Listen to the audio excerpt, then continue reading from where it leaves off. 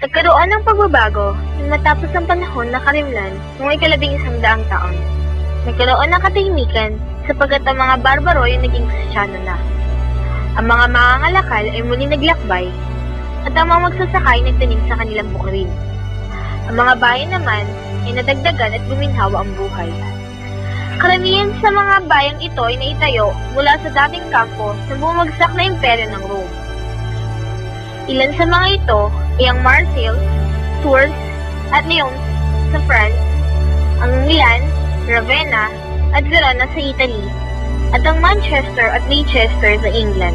Pagkatapos nito, nagsulputan naman ang ilang pang bayan, tulad ng Cannes, Cologne, Barcelona, Genoa, Venice, London, Hamburg, at Madrid.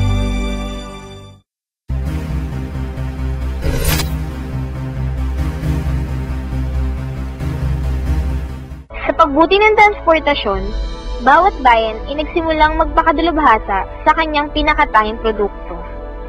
Ang Antwerp sa Flanders ay napatanyag sa mga telang lana. Ang Toledo, Spain ay nakilala dahil sa mataas na kalidad na kanilang mga espada at baluti. Ang mga habi mula sa Arras, France ay nakagawa ng magagandang tapestry. Ang Venice, Italy ay nakilala sa kristal, Jerez, Spain, nakilala sa sherry, Dresden, Germany, sa porcelana, Toledo, Spain, sa espada, at Munich, Germany, sa beer.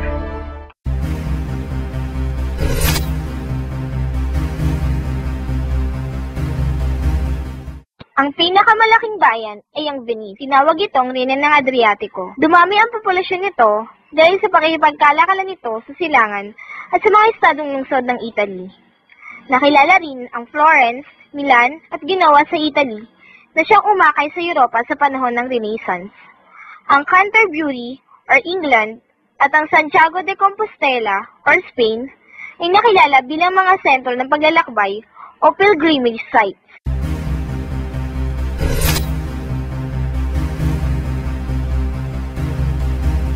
Ang perya ay isang pista sa pamilihan na karaniwang idinaraos kung pista opisyal. Nagdadatingan ang mga mangangalakal sa lahat ng panig ng Europa upang bumili at magtinda rito. Sa panahon ng perya, naaakit ang mayayamang mamimili.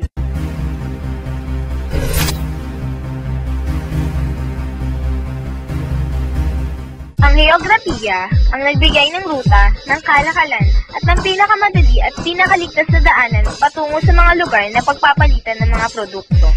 May dalawang pangunahing ruta na nag-uugnay sa Europa at sa silangan. Ang isa ay ang rutang tubig mula sa China hanggang sa Golfo ng Persia at patungong Tigris at Euphrates.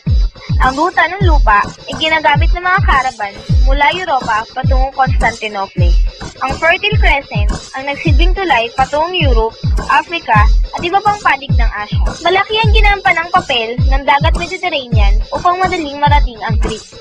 Gayon din ang paglalakbay mula Syria patungong Cyprus, Rhodes, Greece at Italy hanggang Africa ay hindi mahirap.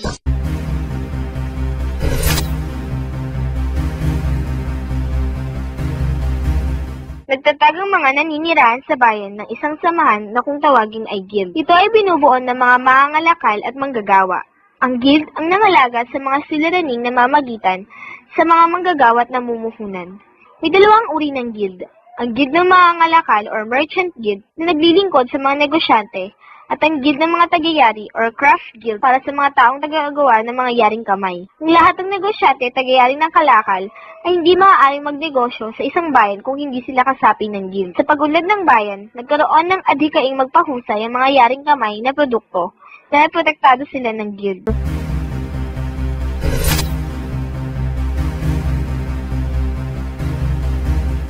Mga bourgeoisie ay mayayamang mga ngalakal na naging makapangyarihang uri ng pamilya. Ang salitang bourgeoisie ay mula sa salitang Latin na nangangahulugang paninirahan sa bayan. Ito ay pangkat na binubuo ng tatlong uri. Ang una ay binubuo ng mga pari, ang ikalawa ng mga maharlika na sa ibabang nakararaming mahihirap. Ang mga kinakapos at nagikipit sa pananalapi ay sa kanila humihingi ng tulong. Si Haring Edward I ng England ay nagbigay ng mahalagang posisyon sa parlamento sa mga bourgeoisie.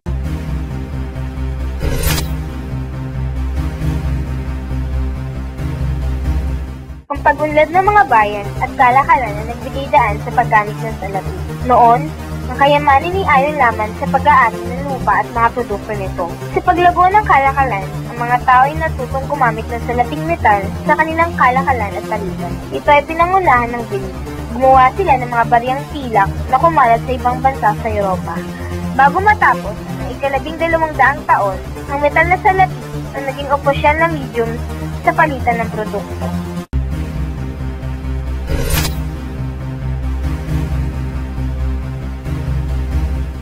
Ang lumalago at lumalaganap na kalakalan ang nagbigay daan upang mapaunlad ng pagbabangko at pagpapautang. Pinahihiram nila ng puhunan ang mga mangangalakal, maharlika, at sa bawat pautang ay humihingi sila ng prenda tulad ng lupa, alahas o anumang uri ng ari-arian. Dito, nagsimula ang kapitalismo o ang paggamit ng salapi.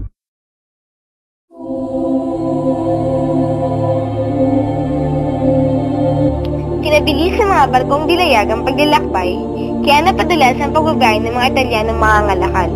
Nagnais sa mga naninirahan sa maliliit na lungsod na mga pagkalakalan ng ayon sa kanilang gusto. Lalong umunlad ang kalakalan sa pagdami ng mga lungsod. Dahil dito, nagbago ang paraan ng pagtatanim upang matugunan ng lumalaking pangangailangan sa produkto. Kapag labis ang produkto, nakikipagkalakalan sila sa karatig bansa. Ang pangyayaring ito ay nakapanghina na rin sa feudalismo. Hindi nagtagal ang tinayong sosyuhan, sapagkat muling nahati ang tao sa dalawang pangkat. Una, mangangalakal na namumuhunan lamang, at pangalawa, mamimili sa ibang pook na kasama ang binabiyaheng produkto. Umunlad ang talastasan o komunikasyon na naging daan ng pagkawala ng sosyuhan. Dahil direktang nakikipag-ugnayan sa mga mangangalakal ang mga ahente na nasa mga sentro ng kalakalan. Umawala ang sosyuhan, naninang ang sosyuhan ng pamilya kung saan pinagsama-sama ng mga kasapi ang kanilang puhunan. Ang pinakamatanda sa pamilya ang namuno sa kanilang bahay kalakal. Pinapautang nila ang mga hari, prinsipe, papa at matataas na pinuno ng simbahan kapalit ng malaking tubo.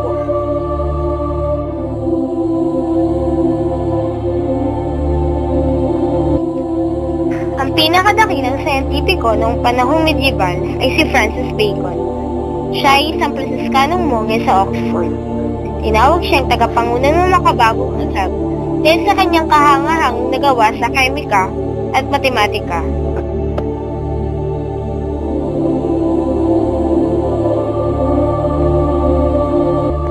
Noong panahong medieval, dati ng wikang pandaigdig sa pagunlad ng mga bayan at lungsod. Unti-unting nalinang ang mga bagong wika sa karaniwang tao. Ito ay tinawag na vernacular mula sa salitang Latin na vernaculus na nangangahulugang isinilang sa sariling tahanan.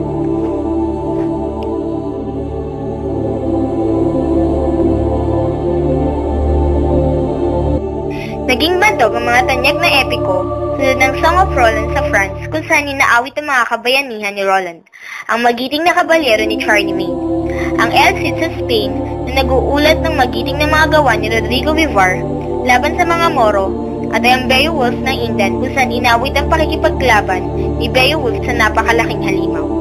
Sa larangan ng tula, pinakabantog ang Divine Comedy ni Dante Alighieri. Si Dante, ang ama ng panulaang Italiano. Si Geoffrey Chaucer ng England, ang ama ng panulaang Ingles. Sinulat niya ang The Canterbury Tales na itunuring na kanyang obra maestra.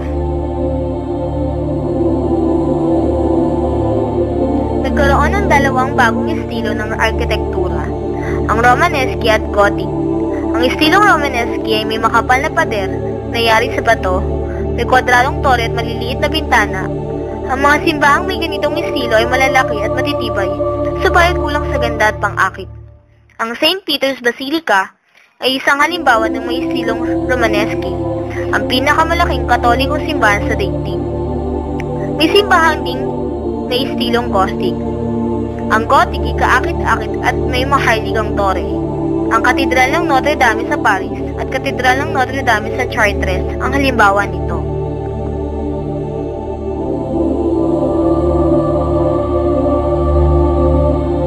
Ang teolohiya at pilosopiya ang pinakakilalang asignatura.